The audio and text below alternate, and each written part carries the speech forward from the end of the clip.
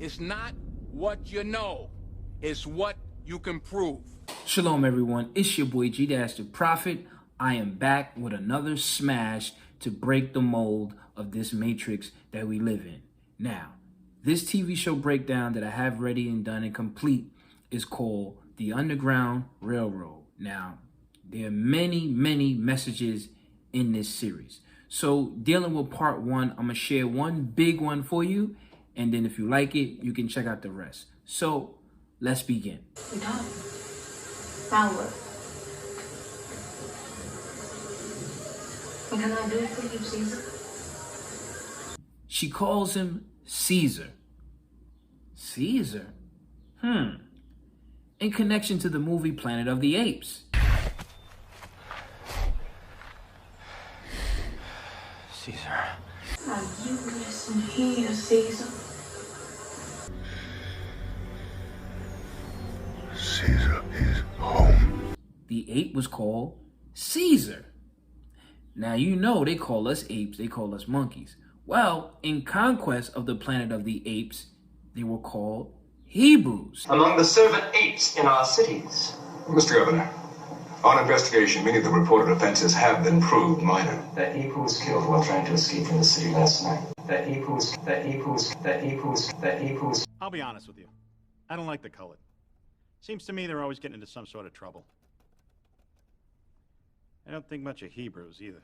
And they know we are Hebrews. So what is the catch? Why are they calling us Caesar? And why are they calling the ape Caesar? Okay, the catch is they're giving us their last name to mark their territory, because that is the prophecy concerning the Hebrews and what would happen to us. Isaiah chapter 65, verse 15. And ye shall leave your name for a curse unto my chosen, for the Most High God shall slay you and call his servants by another name. So as you see, this was a curse upon us to have our names changed. This is why Malcolm X, when he was talking to the European guy about his last name and how our names were changed during slavery. What is your real name? Malcolm X. Is that your legal name? As far as I'm concerned, it's my legal name. Have you been to court to establish that you are? I didn't have to go to court to be called Murphy or Jones or Smith. Excuse me for answering you this way. That's if all right. a Chinese person were to say his name was Patrick Murphy, you would look at him like he's insane, because Murphy is an Irish name, a European name, or the name that has a Caucasian or white background. And a yellow person, Chinese is a yellow man, and he has nothing to do or no connection whatsoever with the name Murphy. And if it doesn't look proper for a person who is yellow or Chinese to be walking around named Murphy or Jones or Johnson or Bunch or Powell, I think it would be just as improper for a black person or the so-called Negro in this country, as we're taught by the Honorable Elijah Muhammad, to walk around with these names. And therefore he teaches us that during slavery, the same slave master who owned us put his last name on us to denote that we were his property. So that when you see a Negro today who's named Johnson, if you go back in his history, you'll find that he was once, his grandfather or one of his forefathers was owned by a white man who was named Johnson.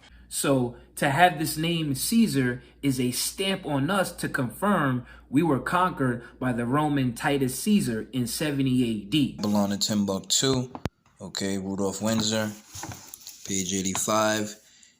In the year 65 BC, the Roman armies under General Pompey captured Jerusalem. In 70 AD, General Vespasian and his son Titus put an end to the Jewish state with great slaughter. During the period of military governors of Palestine, many outrages and atrocities were committed against the residue of the people. During the period from Pompey to Julius, it has been estimated that over 1 million Jews fled into Africa, basically where we set up our kingdom.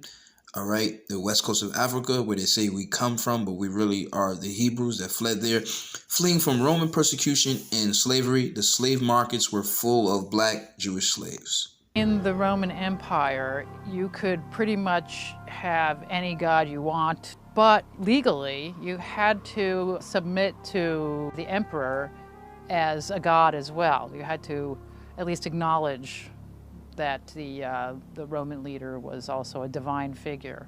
But the Jews would not have any of it. In fact, all of the Flavian historians recorded that the Flavian Caesar was the Christ. Now you listen here, Caesar.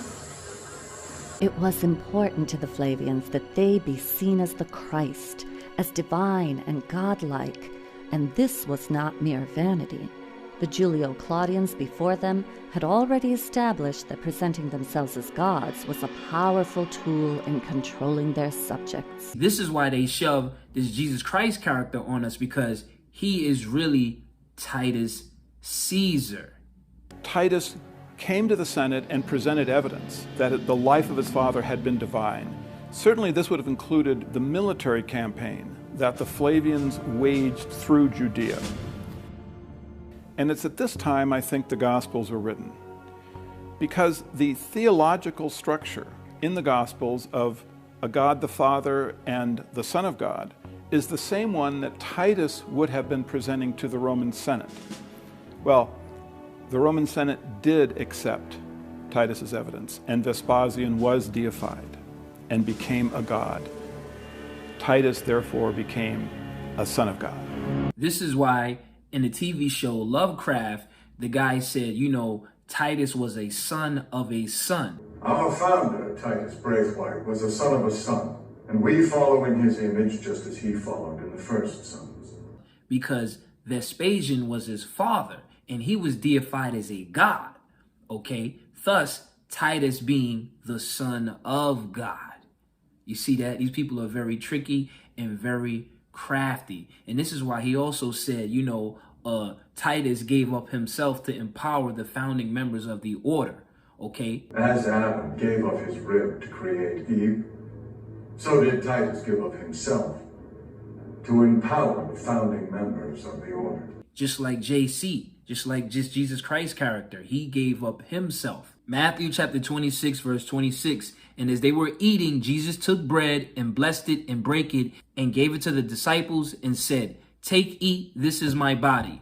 Tonight, on the precipice of great progress, I honor him by giving of myself. So we see Hollywood understands very well what has happened to us. And if you end up worshipping Jesus, what you will really end up doing is worshipping Caesar in disguise. Now you listen here, Caesar.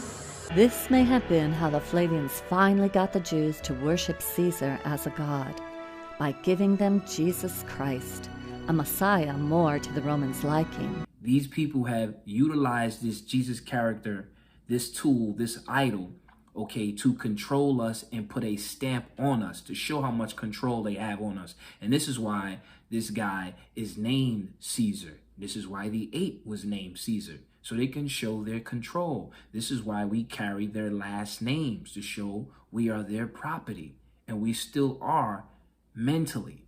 So anyways, if you would like to check out the rest, hit the link below. If you would like it on DVD, hit me up at PayGdashtheprophet@gmail.com. Also, if you want to watch all my exclusive content, all my TV show breakdowns, movie breakdowns, you can also join my VIP section. On that note, I'm going to say peace and shalom. It's not what you know, it's what you can prove.